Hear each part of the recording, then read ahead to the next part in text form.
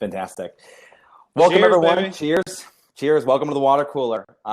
We have a very first here, Chris. We got a 3-time guest on the show today, Baer, author of I gotta quit writing books. That's it. You keep writing books. We keep having you on the show, Jay. That's how it goes. Well, it's funny, Chris, because this show is about sales and marketing, growing your business. And I think of the 100 episodes we've done, 100 plus now, I think we maybe have done one on service, maybe, right? And you're part of the problem, not part of the solution, Jay. Yeah, that's very obvious to us now, Jay. Jay had this awesome stat, and I'm going to try to recall it here. I think it was annually we're spending about $500 billion on marketing, and only about nine, if I'm correct, Dave? $9 billion on service. And in Jay's new book, Hug the Haters. Hug your haters. Hug your haters. Thank you, Chris. Yes. Book. I think actually makes a compelling case, a compelling financial case, why service really needs to be at the same table as sales and marketing in the discussion. So before we kick it off here, I know we got people jumping on with this Blab right now. This is fantastic. All the great people joining Blab for the first time. Way to go, guys. Way to pull your audience. They're actually signing on, right? They're joining. Yeah, that's great. Hey, Chris, that's really fantastic. Yeah, Chris, and welcome everybody. People who are just jumping on the call right now, give them just a 15 seconds how Blab works, how some of the features. Yeah. So thank you guys for tuning in. My name's Chris Smith. That's Jimmy. This is Jay. And basically, this is a new platform for us. We have over 6 million minutes watched of this show on YouTube. Last week or a couple weeks ago was our first time using Blab. The cool thing about Blab is that the community can communicate with the community as they watch the show. You guys can drop links. You guys can engage with each other, follow each other. You guys can actually grab a seat. So we're going to try this a little later. If you actually want to come on live with us and ask Jay a question, we're going to call for that later. And all you have to do is just hit a button. We'd like to bring 1-2 people on quickly, get a quick question for Jay. But it's a great platform. The water cooler is about actionable advice. And that's really what we try to do. I think it's also interesting, Jay, you're a sharp guy, right? Like, you know what you're doing. You wrote a book about customer service right on the heels of writing a New York Times bestseller about marketing. So I'm just interested, just because I know you, I respect you. Yeah, not an accident, but why get to the top of the mountain as a marketer and then pivot into becoming a service guru? 2 reasons. And thank you. Those are kind words, Chris. 2 words. One, customer service is being disrupted the exact same way that marketing has been disrupted, and by the same things, right? So mobile technology, social media, consumer behavior changes, millennials, all the things that have made marketing change are also making customer service change. It's just nobody talks about it. I mean, there's a lot of books about new marketing, including many from me and from you. And there's lots of conferences, and there's lots of podcasts, and there's lots of blogs. There's not that many podcasts, blogs, conferences, and books about how customer service has changed, and it's just as important, if not more so. The other thing is that I really believe that customer service is the new marketing, that in a competitive category, it's pretty unlikely that you're going to be able to do something on the marketing side that your competitors can't match or steal. But customer service is competition proof, in that if you genuinely care more about your customers than your competitors do, that is a meaningful differentiation. And the thing is, if I ask you guys right now, I ask everybody watching, hey, who's really good at customer service? All of you can name somebody, right? You can name 2 or 3 companies like that in your industry or any industry. You can name them. Why? Because they're so rare. They are exceptional. They are remarkable in the true sense of that word, which means worthy of remark. And that's my point. The fact that everybody can say who's good at customer service means that customer service that's great is all too rare. My hope, my desire with this book is that 18 months from now, enough people have read Hug Your Haters that if I ask you who's great at customer service, you can't come up with anybody, because so many companies are now great at it that they're no longer exceptional. And I would say we're great at it. When I say we, I mean Jimmy, because Jimmy literally is service and support. And my job is sales and marketing. I think one of the things that's interesting, Jay, just with our audience being so heavily real estate agents, right? Yep. They get into the industry because they love sales and marketing. And of course. They think that's the job. And then what they realize is the real job is service. And the real money is made through referrals.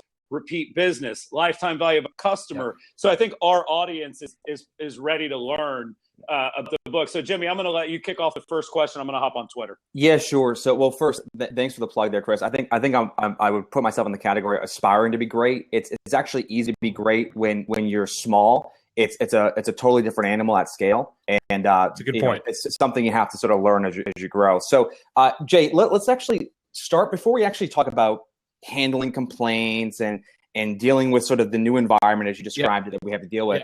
Yeah. I think most people watching the show right now, they want to actually sort of preemptively avoid a hater, right? Before they actually have to hug the hater. Yeah. And you have this awesome stat that I want to share because I think this is actually at the root of the problem right now with service. You said 80% of businesses believe they have superior customer service. And in that exact same study, consumers only reported 8%. So that self-delusion gap right there. 80% saying I have great service, 8% saying consumers saying actually you don't, right? Or you do in this case. My first question is define great service, because obviously we're confused as businesses what great service actually means. Well, in that particular study, they just asked businesses, do you or do you not provide superior or exceptional, I can't remember which word they used, customer service. And 80% said yes. 8% of their customers agreed. So there's this enormous, vast gap between how we think we are and what customers believe. And I got to tell you, guys, I've been a consultant, as you know, for like 20 plus years, right? I've worked with hundreds and hundreds and hundreds of companies. And never, ever, ever, ever in my career have I been in a meeting and somebody from a company walked in and said, you know what? We're not any good at customer service. I've never heard that. Like, everybody thinks they're good because they rely on the individual anecdotes or circumstances where they did do a good job. They realizing that, yeah, of course they do. As Chris says in the chat, everybody thinks they're a great driver. That's exactly right. That's such a good point. I'm going to start borrowing that. I'm going to use that on podcast tomorrow, Chris. I'm going to credit you. Well done. So it's a real challenge. And I got to tell you guys, it's hard to write a book about customer service too, and to market a book about customer service because people are like, well, why do I need that? I already know how to do that. And then they read the book because people who've gotten early copies are like, oh, wait a second. I'm not good at this at all. I just thought that I was. And especially with all the new channels and everything else, it's gotten way, way, way more complicated. And of course, consumers are way more empowered, right? I mean, so much of customer service and customer interaction is online now, and that's a whole different game. Yeah, I think we know customer service when we experience it, but we're just not as self-aware when we're giving it or not. I have a quick question for the people on Blab, just so if they can answer in the chat really quickly. When you think of companies that are known that you think provide great service, who is the first company that comes to mind? I want to read a few off because I actually don't think the answers will be that different. Zappos, Starbucks, Quicken, Apple, Zappos, Southwest. Apple, Nordstrom. Right? Southwest, Amex again, Well, Nordstrom, Apple. So Jay, it's crazy to me that you could probably pull 50 million That's people. my point. Yeah, get it. Well, made my point. Who's good in your business, though, when I talked about them in my book, you probably saw this, Jimmy. Century 21 is really, really good in your industry. For Rent is really, really good. Let me stop you really quick, though, there are Jay, people who are because good. in our industry, the challenge is that there's no such thing as the company being good because it's the individual, of course. So but from a consumer perspective, that's not always true, because from a consumer perspective, I may reach out to the brand, right, for support. And the brand may help me, even though I'm working with an agent or a broker or both or what have you. So it does get a little bit more confusing online. Offline, 100%. It's every all politics is local and all real estate is local at some level. Well, Jay, I wanted to get to the root of that question because I missed the answer there, because maybe it's soft is what maybe it's hard to define, because you talk about the changing environment, you talk about the companies that do it well, everyone's sort of naming the same types of companies out there and how the landscape's changed. But what is excellence in 2016? Is it something that's hard to define? Like Chris is saying, like you either know it when you feel it, but it's like there's not like a bullet list of basically attributes. Yeah. Let me make that a little bigger. So we talk about in every industry, and I think maybe not in particular real estate, but certainly in real estate, I've done enough real estate conferences to know this idea of delivering great customer experience, right? We talk about that all the time. Not even customer service. Let's helicopter this up and say great customer experience. I mean, it's axiomatic. We talk about it all the time. But what does it really mean? I'll tell you what it means. A great customer experience happens when you exceed a customer's pre-existing expectations in one or more dimensions. So if you expect them to be this responsive and you're more, that's a great customer experience. If you expect them to be this human and they're more, that's a great customer experience, et cetera. So one of the ways that you can deliver great customer experiences is to be more responsive than customers expect. And that's actually the playbook and the recommendations in Hug Your Haters. It's how to be so responsive that it triggers a great customer experience through customer service. Because today, right now, as we're having this conversation, 1/3 of all customer complaints are ignored, never answered. And almost all of those complaints that are ignored are in public. Social media, review sites, apartmentratings.com, all the different kind of real estate driven ratings and review sites, and discussion boards and forums. We answer almost every phone call. We answer almost every email, but we routinely, purposefully, and in many cases strategically refuse to engage in customer conversations, especially when they're negative online. And it's a huge mistake. Yeah, I know one thing, Jay, I know you handle more of those inbound things than I do, but one thing I learned a long time ago when I was at Quicken Loans is that the tougher the call is that you have to make, the quicker you need to make it.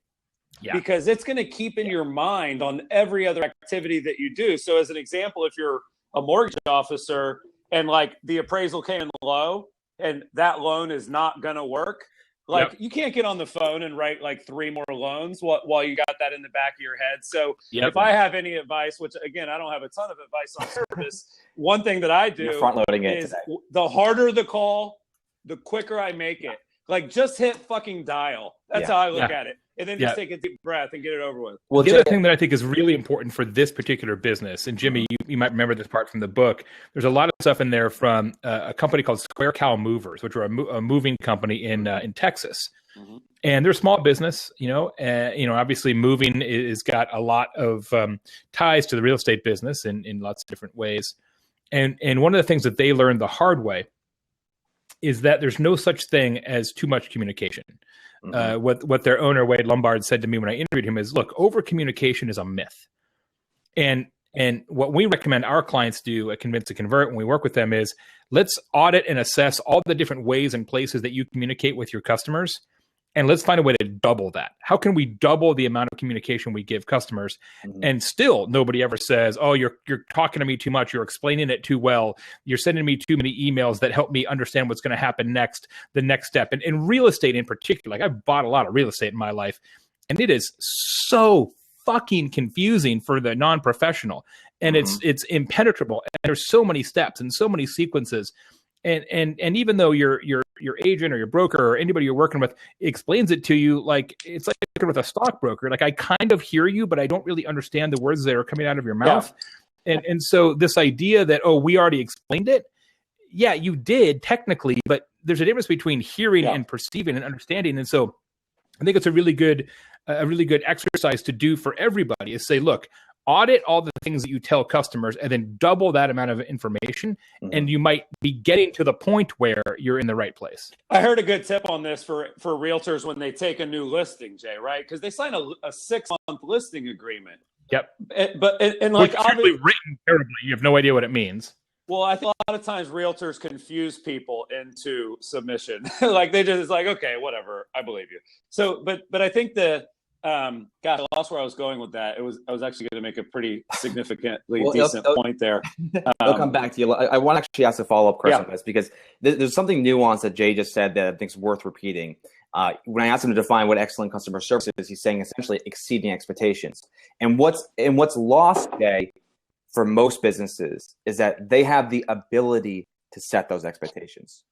And I think in some instances, right, it's in your own control. It's in your own control. Exactly. So I think one thing I love, Jay, when I experience this with, like, let's say a software company, if I reach out after hours, right, and I'm accustomed, to the, everything it's instant, I need a response right now, and they actually reply saying, hey, here's what our normal business hours are, and we will get back to you first thing in the morning. Like, I'm good, right? I'm cool. That's it. So I think there's a lot of pressure on businesses to be at the disposal of their customers. But at the same time, if they can position themselves in such a way where they actually are setting those expectations, they now control it, right? And that's very, very important to understand. Now, and Jimmy, we recently, to Jay's point, we recently doubled down on the volume of and amount of communication for new customers. Here's what I was going with that other point. Sure. When you get married, you're not going to have sex every day for the first 6 months, but you might have sex every day during the honeymoon. Right. And that is kind of the concept here, is that for the first 10 days of a new listing, you need to come up with fake reasons to check in. You need to just check. And so think of it like the honeymoon versus the marriage. And I do think that's a relevant analogy, because you definitely want to front load your shock and awe. And then once you've done that, you've earned their trust, you can become like a married guy and just out there. Call them every few weeks. Yeah, I understand. Well, all right. I got to transition out of that one, Chris. Thanks. Yeah. So, this is actually a great quote from Dartmouth. I'm giving you a lot of quotes today, but I was at the SaaStr conference 2 weeks ago, Jay. Yeah. How'd you like it, by the way? It's a bit like drinking the Kool-Aid, right? If you're around that many people talking about the same type of things, you kind of get bought into the idea. But it was a fantastic conference, and Jason does a fantastic job putting it on. But Dharmesh was there, Dharmesh Shah from HubSpot, and he had this excellent point he made, which I think is relevant for every business here. He said, and I'm kind of paraphrasing Dharmesh, I don't have the actual slide. He says, an absence of complaints isn't proof of customer delight. An absence of complaints isn't proof of customer delight. So you called it in the book, I think the May middle, right? Middle. The meh. Yeah, he's exactly right, because like we bitch about customer complaints all the time. Yeah. But mathematically, it's really rare. It's really, really unusual, because only 5% of unhappy customers will ever complain in a form or a fashion that you can find. Now they may bitch to their friends or whatever, to their parents, or but they're not gonna raise their hand and email you or call you or Facebook you or WhatsApp or whatever. So you got to realize, right? Like, and we're so quick to dismiss customer complaints and say, oh, that circumstance is so unusual that it doesn't merit my consideration. That customer is wrong, or that customer is lying, or that customer is stupid, or that's a bad customer, or whatever. But in reality, if you just look at mathematically, if one person complains, okay, chances are, just on pure math, 19 other people had the exact same problem, but didn't care enough about you to tell you about it. Yeah. Right. So you gotta think about that. Well, and I guess for everyone who's watching right now, how do you identify, or how do you even reach those people, right? To get them to care enough to raise their hand to say, hey, I'm actually not happy. I mean, so let me tell you one of my favorite stories from the book.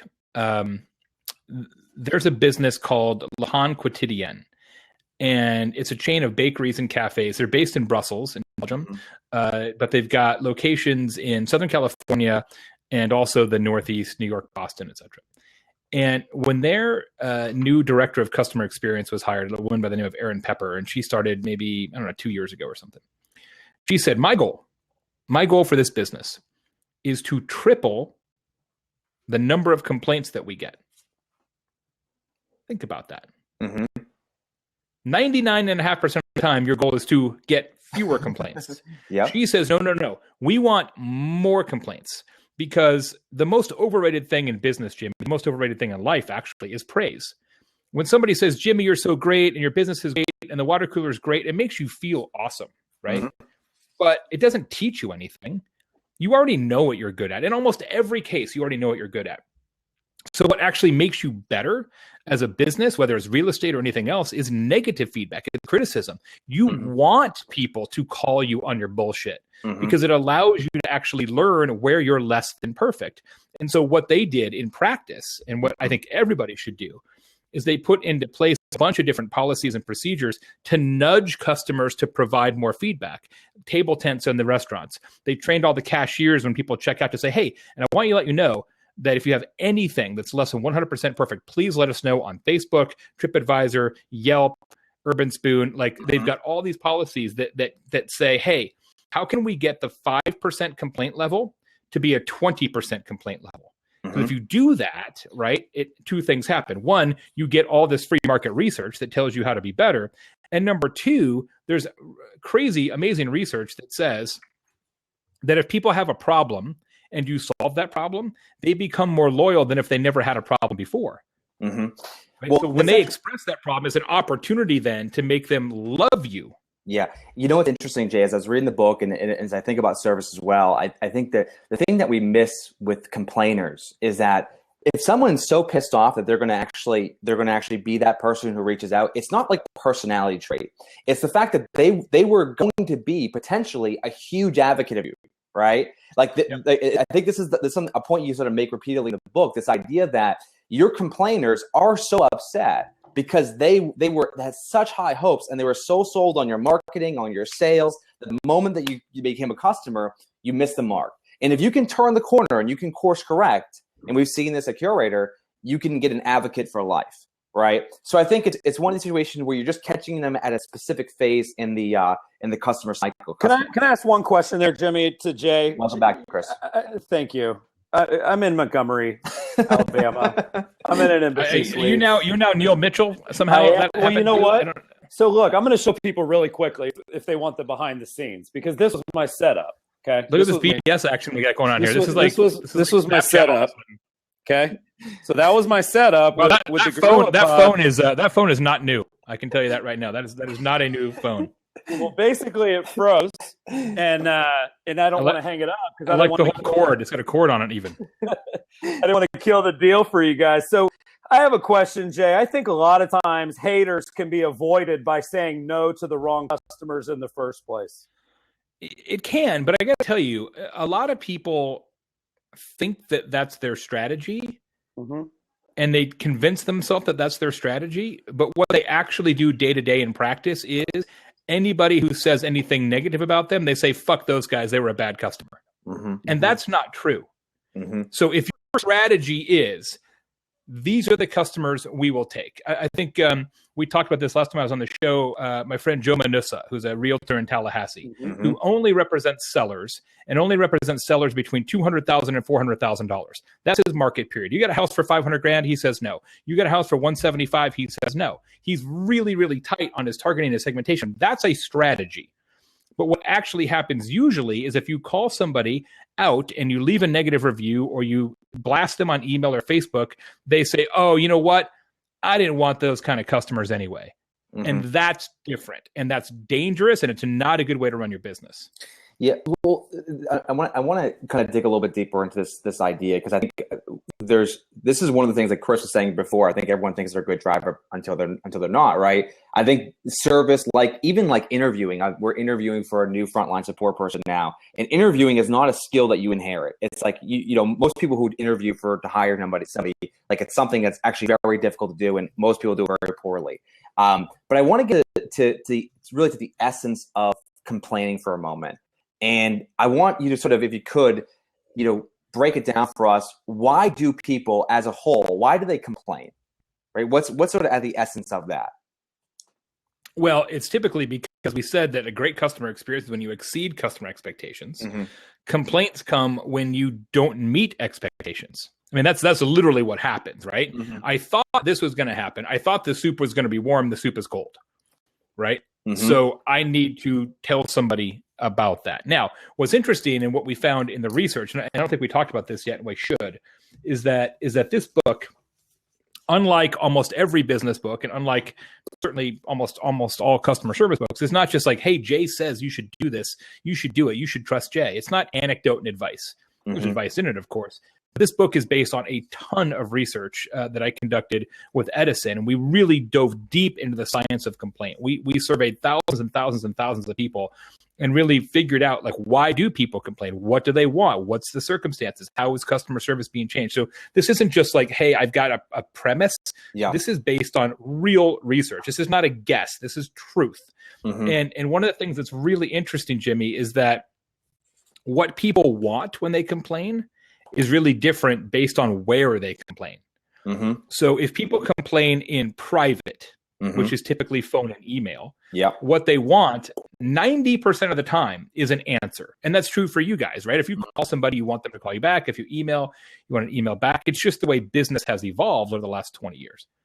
But if you complain in public, so typically social media, review sites, you leave somebody a nasty review, or a discussion board or a forum, what you usually want, about 50-50 actually, is an audience. So you don't necessarily expect the business to get back to you. What you want is all your friends to be like, "Oh, that totally sucks. I'm sorry that happened." You want like this group therapy. Sympathy. Yeah, group sympathy wave that happens online.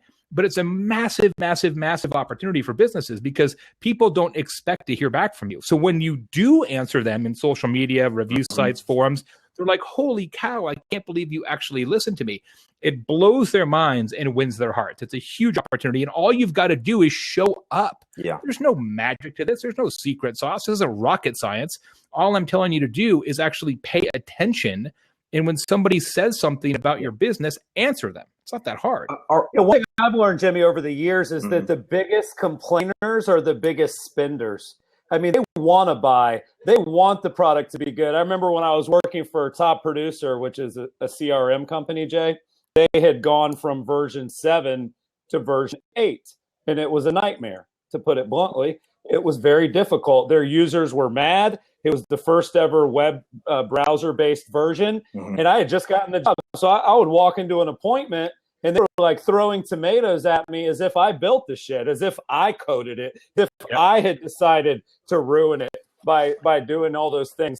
I was just a sales guy. But what I found was that the people that were the most upset and the most frustrated were the ones that were the most likely to buy if I appeased them. And that was the key, is I would go in there and I would hug the haters. I was there for a sales pitch. I would turn it into a training. So I'd spend 45 minutes training and 15 minutes pitching instead of 15 minutes training and 45 minutes pitching. But I can't tell you, Steve Sinelli, all of us that were kind of on the road selling at that time, if you would go into your class before it would start and somebody would come over and bitch, you would just already mentally check off that I'm going to be able to sell them something later. So there is an opportunity that comes with that frustration. You don't need to just, so not only should you not be defensive. I mean, I don't know, Jay, how do you handle hates against yourself? I mean, people for a long time would say, Chris, why do you say the F word? And why do you interrupt Jimmy so much? And I would give this long defense and tell him to change the channel and screw off. And now I just say, I appreciate your opinion. Thanks for watching. How do you personally handle haters? I'm Same. And I've gotten a lot better at it. I was recalling this earlier today. My first book was The Now Revolution, which I wrote about social media and social business with Amber Naslund. This goes back a few years now. And it was generally well received, but I had a couple of reviews and kind of blog reviews of the book that were not positive. And I did the classic mistake, which is what most small business owners do. In fact, I see realtors doing it too, which is A, I took it personally. B, I had to prove that I was right and that person was wrong. And C, I got into a negative vortex flame war in a public forum. I did all the things that you should never do and all the things I will describe to you how you should not do it in the book. And it took me years to realize the right way to do it. And not only in my own life, but also working with lots of clients. And as Kristen, who is our community manager, who's in the chat here, knows that especially for small business and especially for realtors, it's a very, very personal business, very personal. It is so hard not to take it personally because you feel like somebody's telling you that your baby's ugly. And that's hard. And one of my favorite parts of the book is the section where we actually interviewed psychiatrists and we said, hey, what happens to your head when somebody complains about you? And it turns out like your entire brain chemistry changes. Like you're just like, it like totally messes with your head. It's very similar to the fight or flight response that you might feel like if you're, threatened, like, with mortal danger. And yet we say, hey, you got to respond quickly, which is my advice. But yet you're trying to respond quickly and your whole psychology, your heart rate's elevated and your breathing changes. It's really, really hard, especially for small business people who are close to the product and service, to not take it personally when it feels very personal. But look, here's the thing: you don't know what that person's deal is. Like we blame customers all the time. That person can be having the best day of the worst day of their life. I yelled at a guy today, like 4 hours ago, a guy who's doing some work for me, and we had a conference call, and I wasn't as prepared as I should have been by any stretch of the imagination. And partially because of that, he wasn't as prepared as he should have been. And I yelled at that guy, and he's a young guy, smart kid. And I ripped him up on the phone, and I felt really bad about it afterwards. But it was one of those, like, in the moment you do things you shouldn't do. And if you're talking about something that's on a review website, Yelp, for example, that's going to live on forever, man, that's a dangerous game to play. Yeah, Jason Fried wrote an awesome article on Medium a while back, Jay, called "Give It 5 Minutes," and he talks about one of his original sort of I think he was doing one of these conferences, and some guy went on stage and he gave a presentation, and the guy got off stage, and immediately Jason Fried was saying, "Hey, this is why I disagree with you," and the guy's like, "Listen, I've been doing this for 20 years. Like, give it 5 minutes, let the idea soak in." And I guarantee you that if you do that with like someone writing a bad review, chances are you're going to come down at least a handful of levels. I want to ask you a question on actually two-part question. Just quick reaction to this. Are all complainers created equal? In what way? Well, I think businesses sometimes have the tendency to kind of give preferential treatment to VIP customers. We see it all the time with social media. Someone maybe requests something from a business, and they get that from the business, and they get written up as this huge success story because they basically gave VIP treatment to a VIP. And I think sometimes with businesses, I think struggle to identify first what's the priority, because that's what you're always doing, is you're always juggling priorities. You're always trying to figure out what's the fire I have to put out right now that's really going to cause the most amount of damage. So I guess my question in regards to all complainers created equal is that from a day-to-day perspective, from a management perspective, do you have to put systems in place to identify these things? Yeah, so just speak to that a little bit if you could. I mean, my advice and the advice in the book is to answer everybody. Like, look, customers are not always right, but customers should always be heard. Not because that customer necessarily deserves to be heard. But when we're talking about online venues, customer service is a spectator sport. Yeah, you want to hug your hater. Yeah, you want to make that happy customer happy, but realize that you're not talking to that person. You're talking to everybody. And in a discussion board or a forum, that interaction could last for years and still be found in Google. Yeah. TripAdvisor, Yelp, all these places, like there's no atomic half-life of some interaction. Social media is a little different because it goes away quickly, but still, like, you got to realize that no response is a response. No response is a response that says we don't care enough about you to even spend 1 second on this. And two, an inappropriate response where you sort of take the bait and you answer negativity with negativity does not look very good for you and your business. Everybody else who stumbles upon this 4 months later. So I understand the reaction, like some customers suck, some customers are trolls. I get it. I know why people think that. And you say, look, we're not going to get in there. I'm telling you right now, it is worth the time and resources to answer everybody. Yeah. Let me add one thing here, Jimmy. To dovetail on that, I think of Jimmy, can you hear me or no? This was maybe, I don't know, 2009, Jay, can you hear me? Earlier. Yeah, I can hear you. When they stopped supporting Flash on the iPhone. And everyone was sort of outraged because of it, right? And then Jobs wrote this great piece, thoughts on Flash, and he sort of outlined the position of the company. I want you to just and the reason I bring that up is because I think it was a great example of how being right was more important than being accommodating. And I think what happens right now in service is sometimes the person on the other end of the line is just trying to figure out a way to accommodate, to appease that person. And sometimes it's actually more important to be right and actually have a belief system in place and a philosophy behind that. So as a customer support rep, how do you avoid being reactionary, right? Someone says, hey, this sucks, you guys should change this. Like how do you avoid basically saying, oh yeah, thanks for your feedback, we'll change it, when you're not going to change it?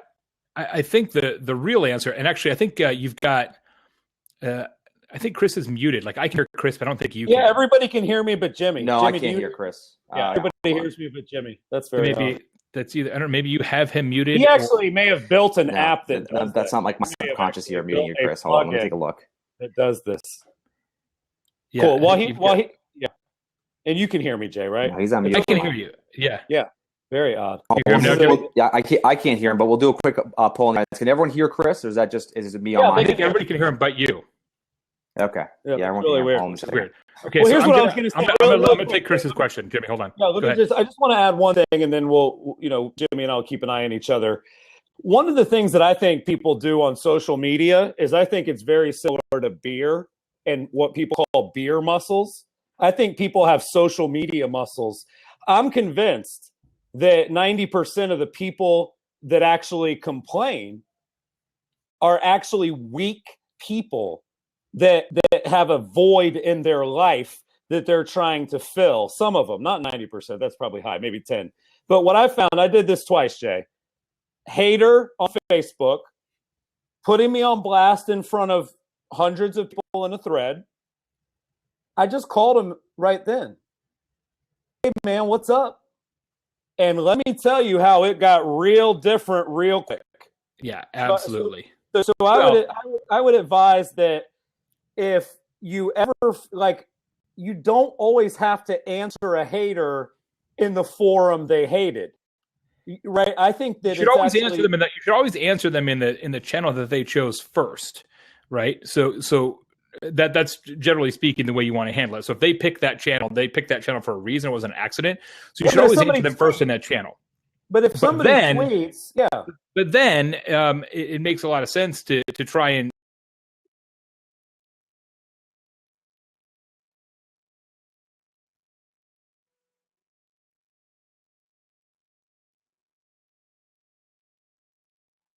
change channels in a row. If I wanted to call you, I would have called you. I'm using Twitter because I prefer Twitter.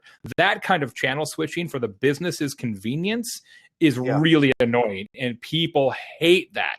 Now, if you didn't invite that person to call you, you just called them because you sort of were proactive about it. That's a bold move and impossible to do at scale. But I know exactly where you're going with that, and it makes perfect sense.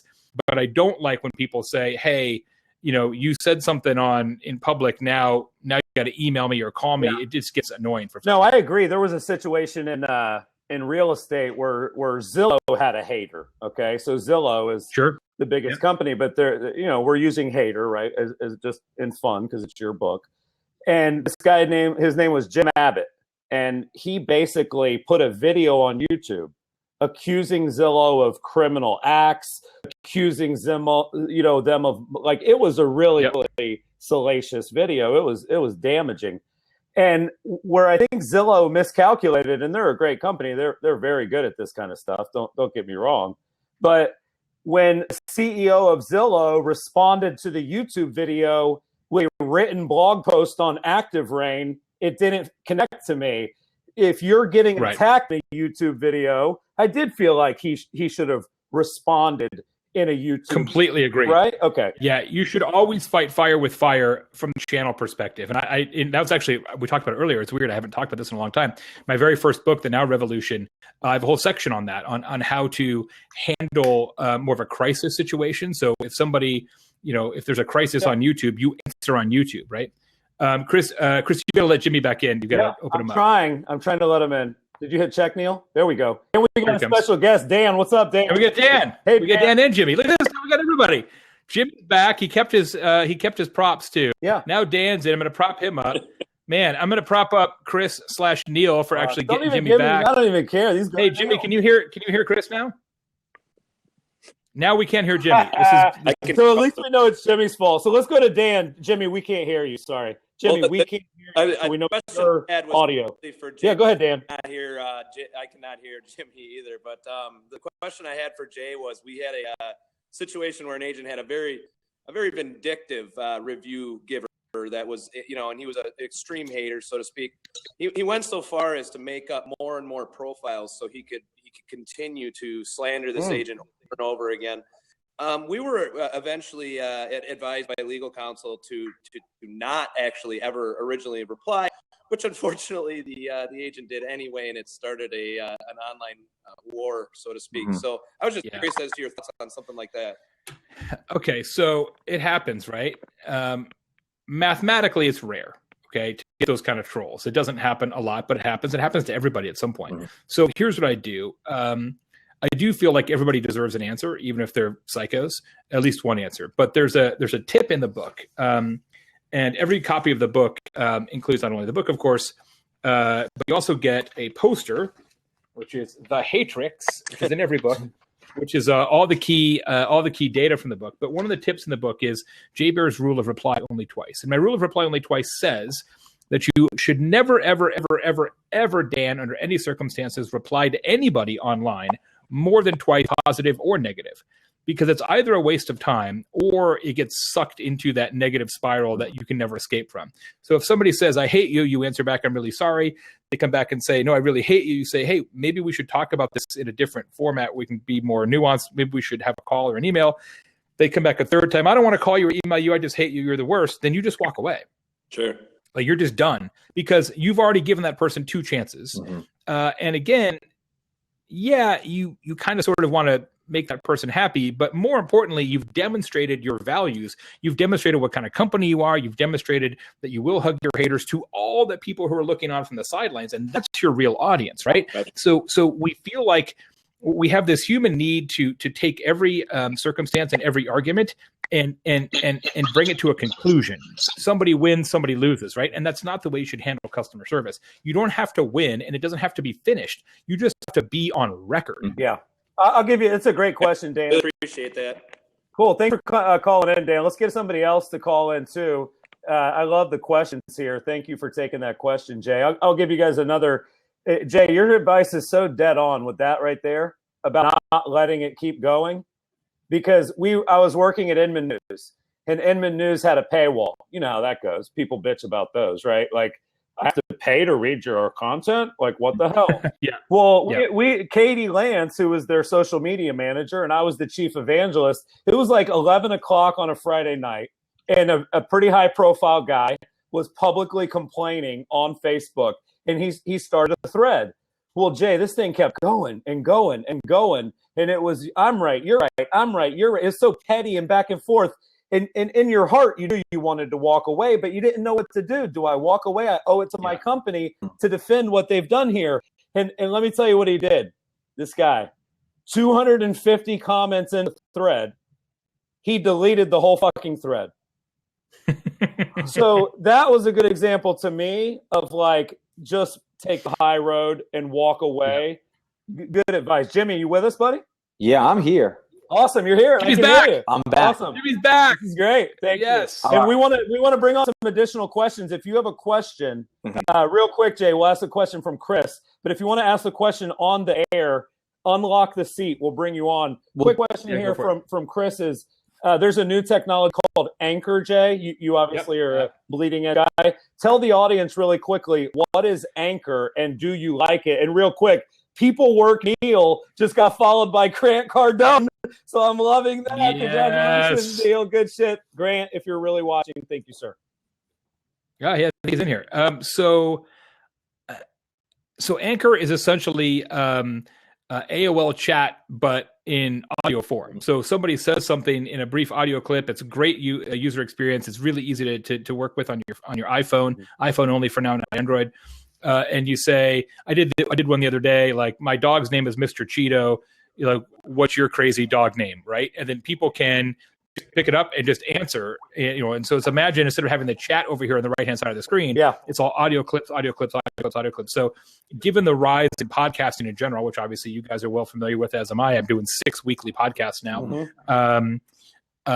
This sort of audio content and audio interaction, I think, is really, really interesting. Now, right now, Anchor is very much still sort of a, just as Blab is for that matter, something that people who do this for a living and geeks and marketers know about. But we'll see. I like Anchor because it's, just on your phone. It's really, really simple. There's no tech. What Blab, if you don't want to have a web show that's highly produced, you use Blab. If you don't want to do a full-blown podcast, that's right. You can use Anchor or SoundCloud. That's right. And Grant Cardone, if you're on, we'd love to bring you on. You're an awesome guy, but you got a lot of haters too, my friend. So I think this will be an awesome time to ask you how you deal with your haters. Yeah, screw that guy. No, I mean, he's just so real. It keeps it so real that he can't help but have people come back on him. But I would love it if Grant hops on. If he has to hop on, we'll let him in. Jay, I wanted to give you a quick scenario as a real estate professional. I know this has probably happened to you. It's probably happened to Grant. It's probably happened to Jimmy and me. what do you do when you get what you would consider to be a glowing review that's 3 or 4 stars and not 5? Like, I know realtors listening, Yeah, they have a client that goes on Zillow and it's like, oh my God, this guy's great. You guys kick ass. And then it's like 4 stars. And you're like, dude, I mean, I've seen people with your books, like, this book was amazing. This book is a game changer. This book is absolutely, 4 stars. Yeah. And it's like, damn, dude. So when that happens, Jay, do you ask for the 4-star game change? 4-star game change. I should write a blog post about it. Yeah, I mean, look, here's my best advice is to not get caught up on the stars, because people have like this weird, sense in their head of kind of what's a 2 and what's a 5. One of the things I talk about in the Hug Your Haters keynote speech that people really find funny is there's this like amazingly negative review that I talk about from White Castle hamburgers. And I mean, it's like amazingly negative, and it's a 2-star review. And I'm like, man, if that's 2 stars, like I want to know. I want to know what this person's one. Like, what's their 1 star, right? Like, but it's unreal. I also heard somebody say one time that, like, go to Netflix or go to iTunes. Zian, we're going to bring you on in 1 second. I just thank you. Got you. I don't know what that video is. I'm a little nervous to. There we go. Somebody's just sleeping or something. So, I'm sleeping.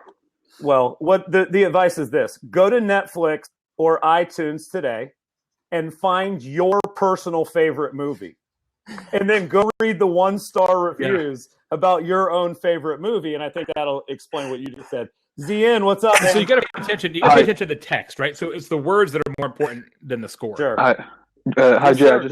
I just want to say I'm a really big fan of your book, and my question is, what have you got planned next for your next book, and what topic are you going to do it about? Bro, this book isn't even out yet. This book isn't even out until isn't even actually out until Tuesday. No, so you got to cut me some slack. Your old book, Utility. Oh, well, yeah. So that book's been out. This is the new book. This book's out on Tuesday. Yeah, I've actually got it signed from you before as well. Fantastic. So I don't know. I think the next book, all right. I mean, it'll see whatever I think is interesting, right? Whatever patterns I pick up on, but I'm thinking about maybe, it'll be 2 years before I get there. Oh. I think maybe like an HR book, like something about people, something about people and relationships. Speaking of which, though, I recently got the preview copy of Dave Kerpen's new book, The Art of People, and I really, really like it, and I recommend it to everybody. It'll be out, I think, in 2 weeks. It's really good. Cool. Thanks, Zian. Thanks for calling in, boss. Keep watching. Let's get somebody else on here in a second. Jay, another question.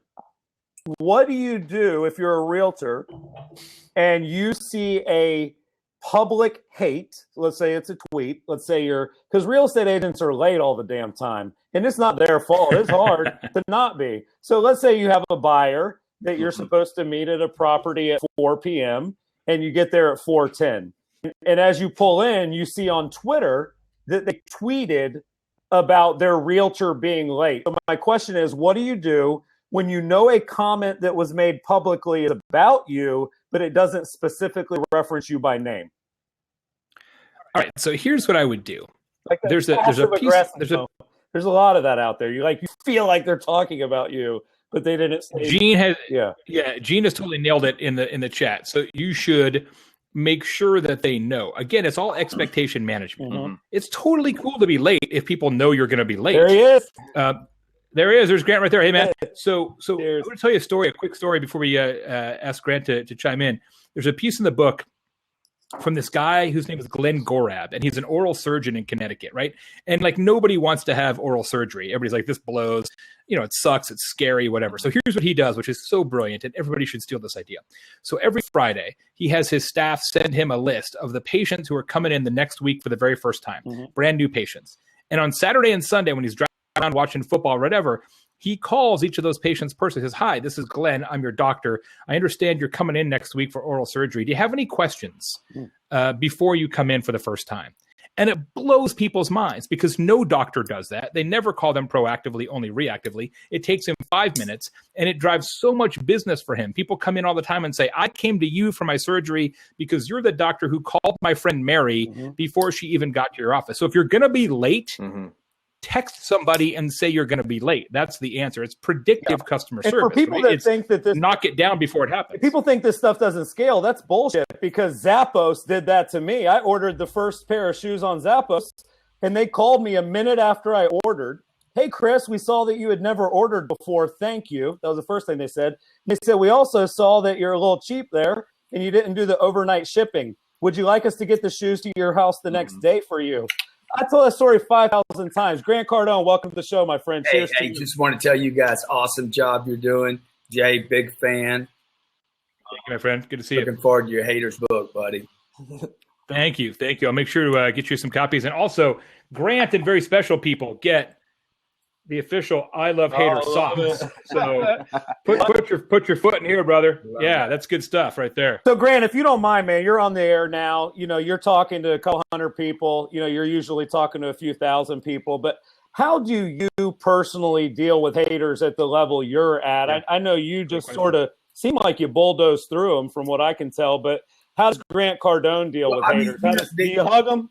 The example you used about the real estate agent being late and the guy tweeted. I mean, if I was that real estate agent, I just wish they'd mention my name. Right? Yeah. All press is good press, right? I mean, look, why'd you leave my name out, man? Shit, you're probably not gonna buy with me anyway. So if you're gonna bitch about me, you might as well use my handle. Because the deal is that people actually don't remember. They I think more people blow out because they never get any press than because they get bad press. I remember Tylenol being taken years ago, being taken off the shelves, and today it's the best-selling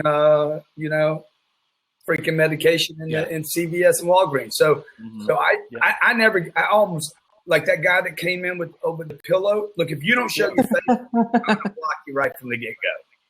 Right. I already know I got a problem. I'm not really sure what's going on there, but hey, whatever. But Grant, do you personally at this point, Grant, do you go into the YouTube comments and respond to people that are negative? Do you go into the Instagram comments? Do you do that, or do you just not even care anymore? I do look at a lot of activity, but I'm not looking at it to get rid of somebody. Like I'm looking at it to get feedback. Like exactly. And some of it I don't trust. It's like, okay, that's just a hater or whatever. But a lot of those guys I convert. Like I'll tell a guy he could be just having a bad day, man. Mm-hmm. Well, yeah. I mean, I talked to Gary Vaynerchuk for the book, and he said, "Look, I don't really care about people who love me. I only spend time thinking about the people who hate me because some of them are crazy or whatever. But there's a kernel of truth in all of that comment. Yeah. And if you actually see it, you'll start to see patterns emerge. Like, wow, maybe they're right. Maybe I could be doing that better or different, or somehow, shift the way I handle things. Like every time somebody calls me on my shit, I'm like upset about it because nobody likes it. And then I'm like, yeah, they're probably right. Yeah. I don't get too upset about it because here's the deal. You're dealing with human beings. The whole customer service thing y'all were talking about earlier, it's impossible. If you're going to scale out and take care of a lot of people, you cannot please all people because they're human beings. Their expectations are different. And by the way, Neil, you are a cheap bastard for not having those freaking shoes overnight. I was a cheap bastard. They called me on it. But you know what they didn't do? They didn't turn the corner and try to sell me the socks and the spray. There was no upsell. Because they'll get you next time. They know. Yeah. They know you. And I'll be honest. I know Jay. I get envious of you. Grant, I get envious of you. That's a mistake. And I think what happens is I think sometimes hate is actually insecure. I don't think it actually has anything to do with me sometimes not liking your message. I think it's that I just don't have the balls you have, or that I'm not as confident as you, or that I'm not willing to go there. And it comes out as, man, this guy is cocky, but really it's actually an internal reflection of my lack of confidence. Has nothing to do with your confidence. Do you feel like that's a fair assessment, Grant, that most of the people... I think in 99% of the cases, the hater's saying more about himself than he's saying about the target. Yeah. So it's almost like, why should I? But they're also promoting you. I mean, the good thing about a hater, different than a somebody that doesn't have an opinion or just says it silently, the hater is promoting the target. Yeah, they're at least passionate enough to say something. Well, how about this? Here's a great example. The keyboard. People were really fucking hating the Starbucks cups. Yeah, and I think that had a huge pop in sales because of it. That would be one example of hate. And actually, even today, I did an interview for a bunch of Consumer Reports type publications. People are freaking out because they changed their loyalty program. They changed the way you get stars, and they completely now it's based on spend and not number of drinks you buy.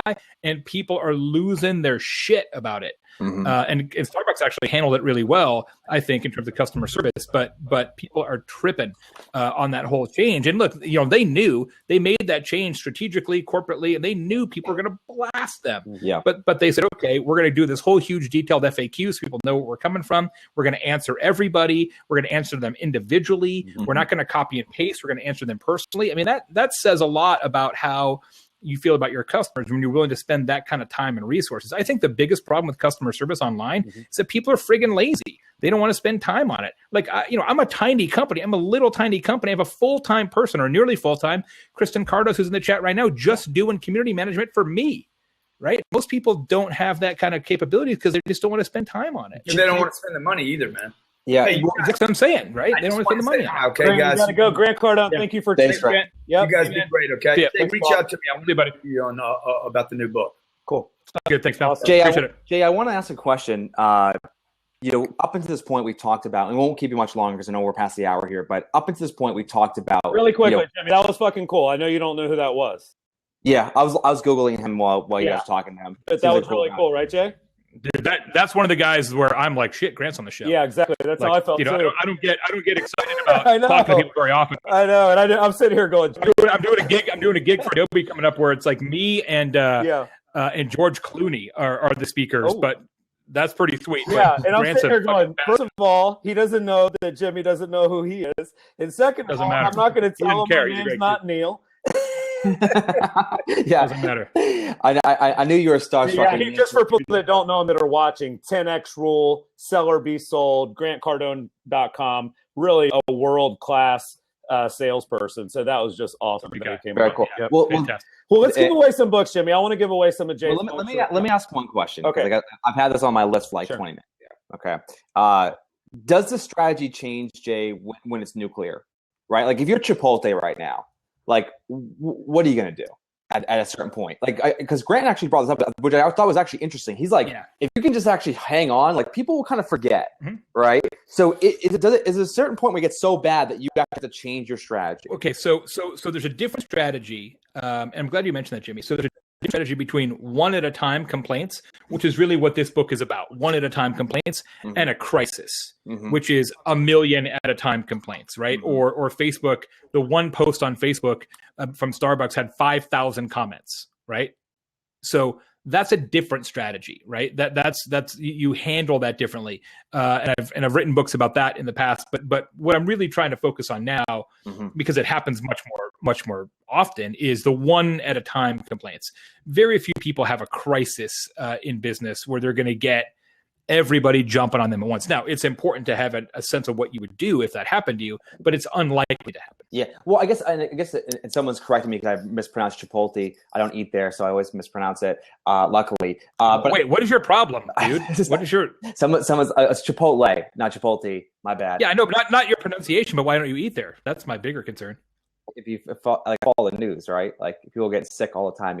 Yeah, but that was like 3 months ago. They've been open for 20 years. What have you been doing for the last 19 years? Not in Boston. No, you know what happened, Jay? When Chipotle tried to go to Boston, the Dunkin' Donuts were already in all the shops, so there was nowhere to fit them. No real no estate. one's like competing. There's actually probably some truth to that. No real estate available. Yeah, the commercial realtors got to get on. I have one last question, Jimmy. Can I ask my last question? Because we do have to let Jay go. My question is, Jimmy needs to start going to Chipotle, man. It's the bomb, and I'm not just saying that. It's like fantastic. I'm not sold. You got to get on it. Well, first of all, they have bad press for one reason. Let me give them a little more bad press. They're big on their organic lettuce. And my wife was served a salad with a living caterpillar in it. And I was there with her when that happened. And that guy didn't hug us very hard, Jay. He should have given us lifetime Chipotle or something. It was very awkward. But at the same time, it's like, well, it's organic. I get it. Caterpillar? It was a caterpillar that was alive in her salad from Chipotle. And okay, so did you actually complain about it? We complained about it.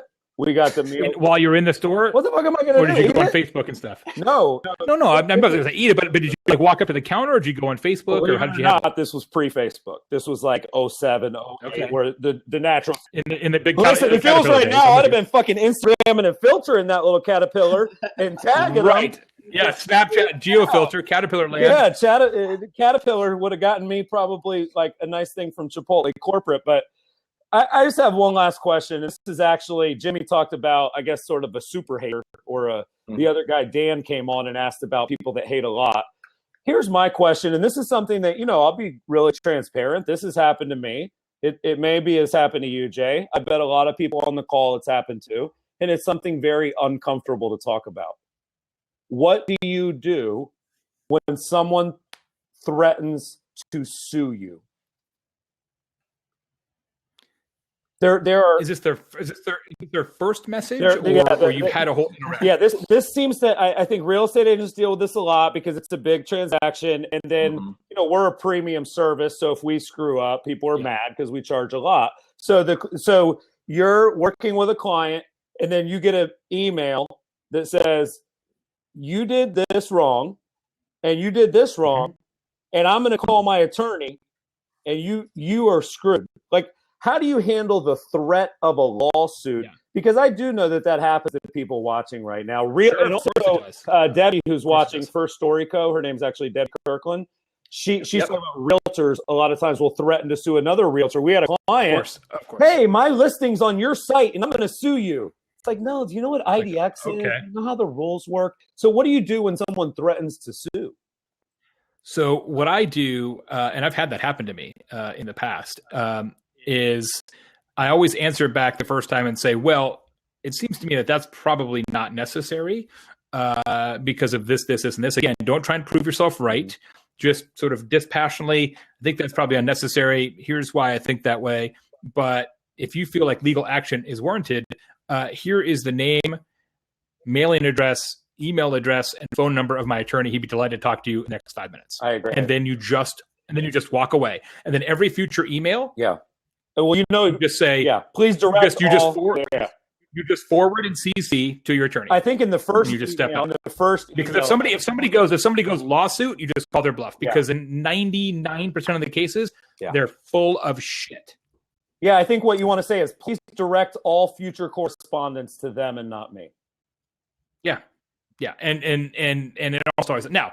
I wouldn't ever use that as a defense mechanism because I think that's sort of an issue. If somebody has a legitimate beef, right, and you screwed up, and the problem is that they are going all legal on you, you should call their bluff on the legal side, but you should still own the mistake, right? I mean, even if they're disproportionate in saying, hey, we're going all lawyer on this, you should still own it. And that's what I'm trying to say, and that's what this book is about. If you screwed up, own it. If you didn't screw up, own it. It doesn't cost you anything other than pride. Are you more proud than you care about your business? Customers are not always right, but they deserve to be heard. Just suck it up and answer people. Love it. All right, let's end it on that note. Chris, we got to give away for the guys. Yeah, we're going to give it away. Jay, hold the book up really quick. We're going to give away some copies. Here's how we're going to do it. We're going to do a quick contest. Anyone that goes on to Amazon right now and buys one hard copy of Hug Your Haters, it's probably like $17 or $16 or 18 or something. It's weird because Amazon changes the price like every 5 minutes. It's really weird. So it's so freaky. Like you never actually know what the price is without looking it up. I'm going to tell you right now. Okay.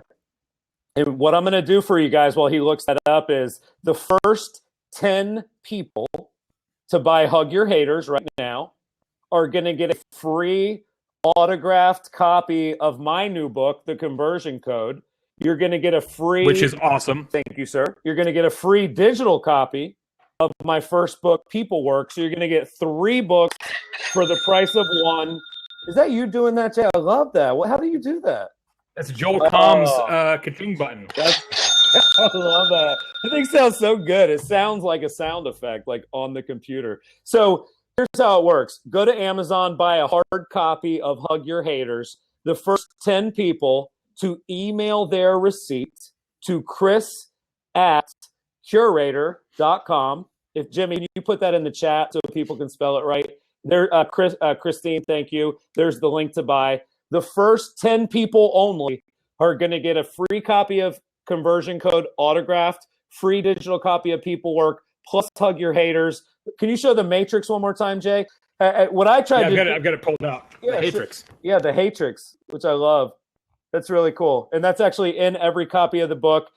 You can also pull it out like this, put it on your wall, put it in your desk, whatever. Rochelle already bought the book for me. I already have her order, so she gets cool. She's already grandfathered in. Yeah, and all you guys have to do is just email me, chris@curator.com. Thank you, JPP. Already sent. I know Lisa Archer just sent hers. There's going to be a ton of people buying it. I can only do this for the first 10, but you guys are going to want to buy the book anyway.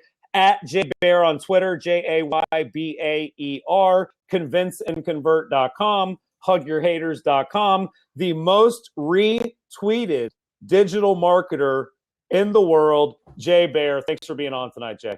Guys, so great to see you again. I really appreciate you taking the time and your support for the book. Always awesome to talk to you. Glad you did this on Blab. Super idea. If there's anything I can help you with, please let me know. And folks, if you do get a copy of the book, at least 10 of you will, which is great. Thank you. Please do leave me a review, and I'll answer every single one of them. Sweet. Thanks, Jay. Have a good night, boss. Thanks, guys. See ya. Cheers. Yep. Bye-bye. Jimmy, that was great, man. Hey, we got through some technical difficulties on both of our ends. Mm-hmm. Your hair looks great tonight, dude. I have to say, you're looking good, man. What are you doing different? I'm not doing anything different. Like, do you do that little one piece on purpose?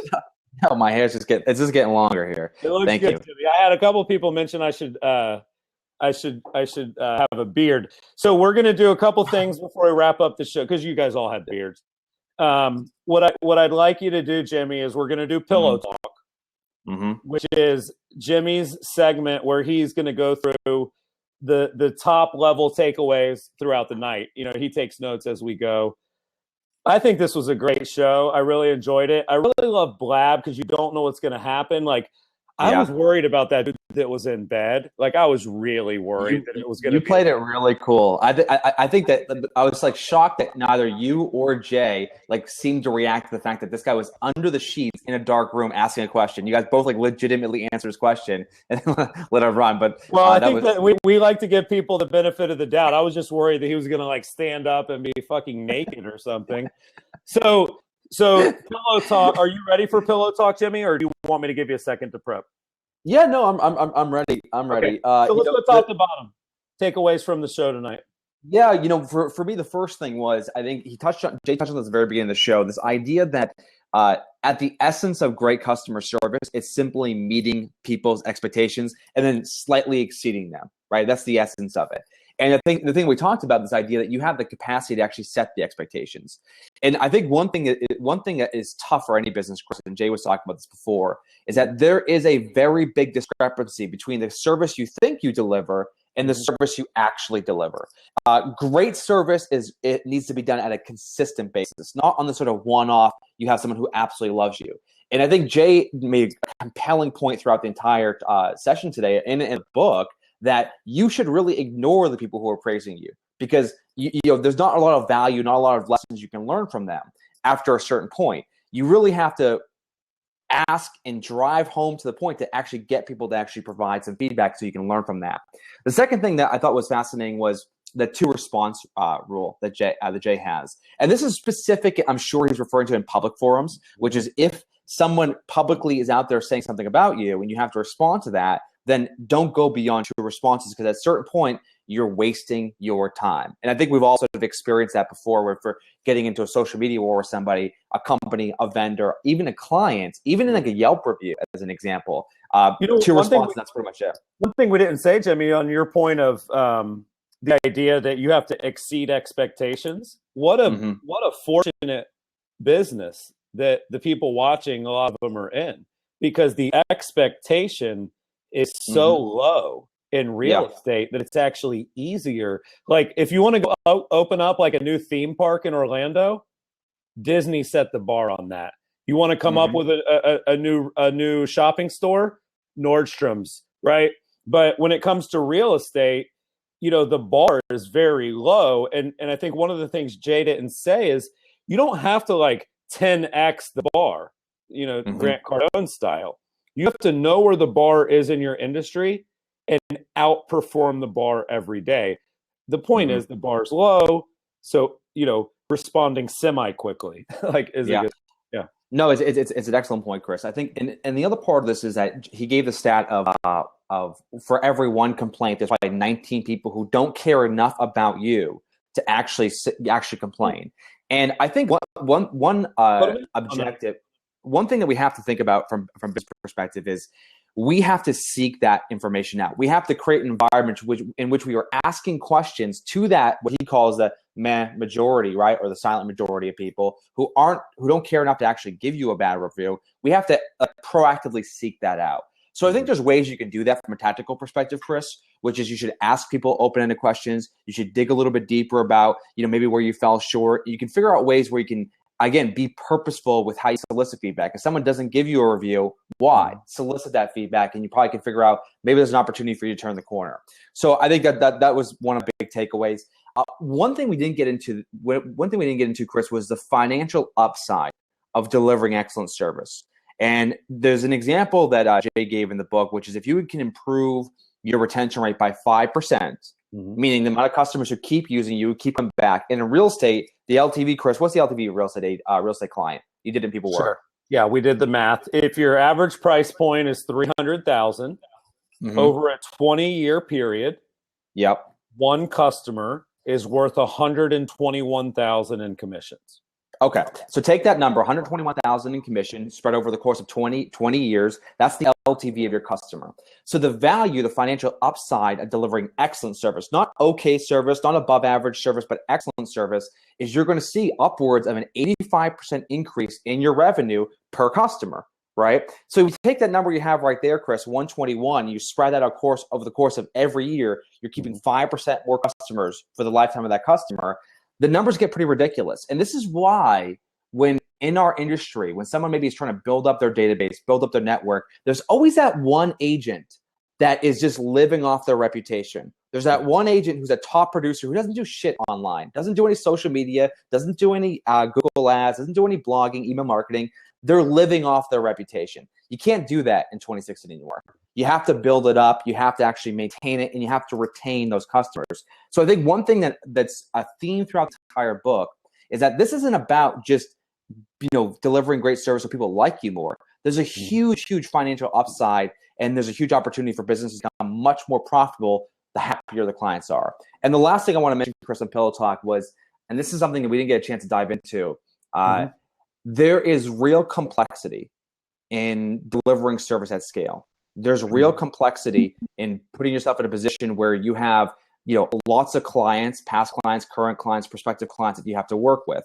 So one of the things that I think is very important as a business grows is identifying and establishing standard operating procedures around what they do, how they do it, and who is responsible. This is incredibly important.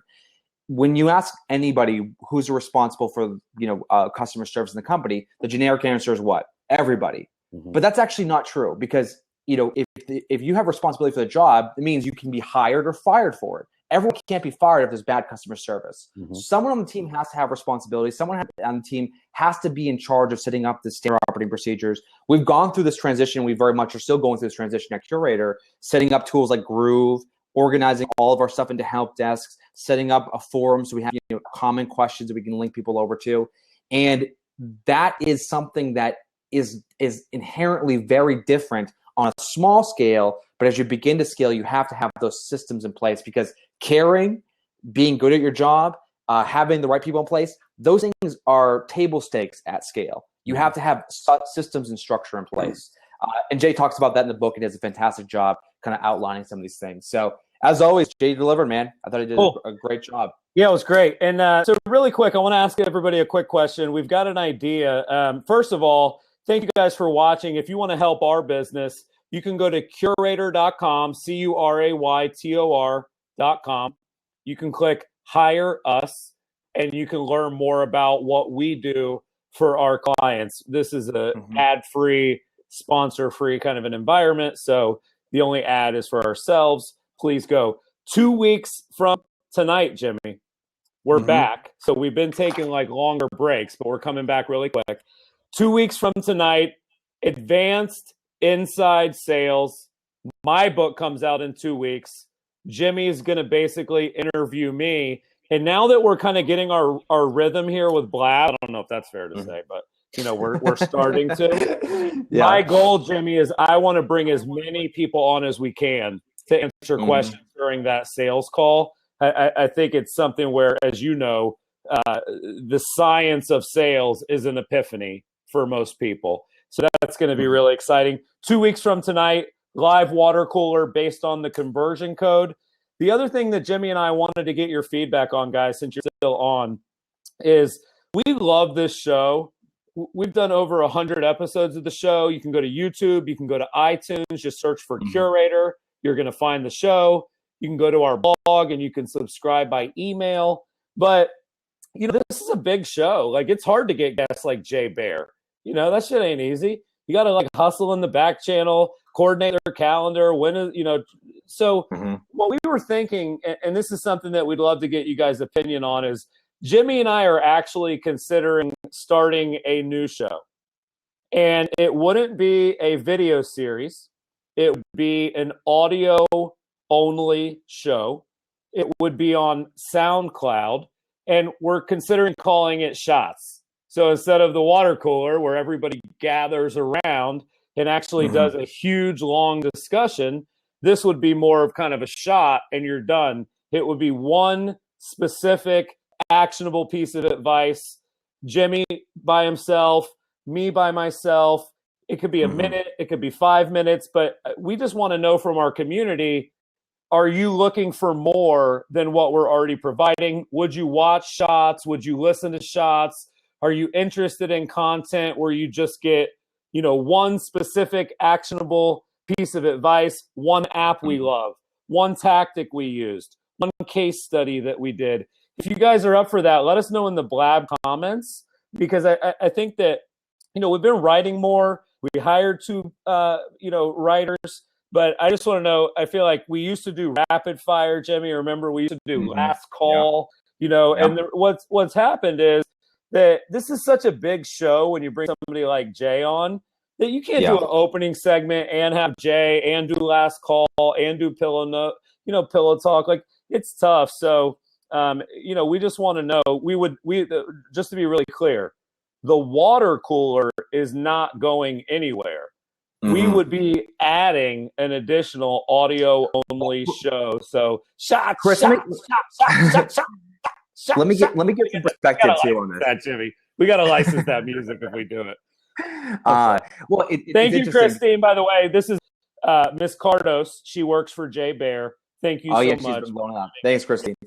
So I think the context here, guys, and the reason we thought about this, we thought it'd be really valuable, is Chris and I are constantly having sort of in-depth discussions on particular things like building out a sales team, running a really effective operations meeting, right? Revamping and tweaking our marketing strategy, be more long-form content focused. So we have these in-depth, discussions. We do sort of this, I don't know how to even describe it, but we sort of get laser focused on something for 24, 36, 48 hours, where we are consuming everything we possibly can. We're having in-depth discussions and, arguments about these things.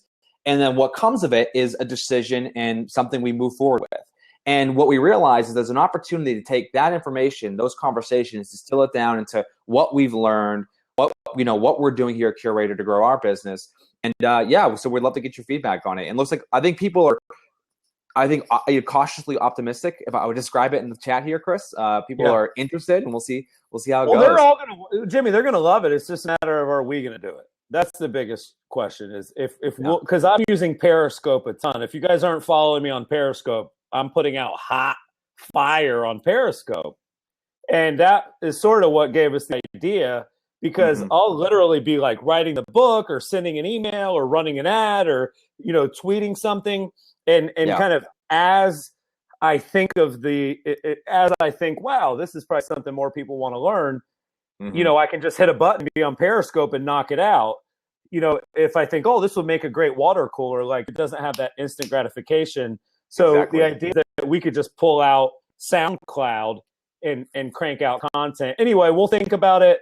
Let us know what you guys think on Twitter. By the way, Blab is destroying the Twitter stream, Jimmy. The Twitter stream is almost non-existent now that we're on Blab. How do you feel about that? 'Cause I feel like Here's the thing. I like that when people tweet, like it gets our stuff into their followers and stuff like that. Mhm. But I don't know. You guys let us know that are still watching in the chat. One word answer: Blab or YouTube? How do you guys want us to keep doing the show? Do you want us to do Blab or do you want us to do YouTube? Let's see. I mean, Jimmy, there's not one YouTube. You know what I'm saying? Yeah, I'm sold. All right, guys. Great show, Cool. Chris. Awesome. Thank you guys. Have a great night. Cheers.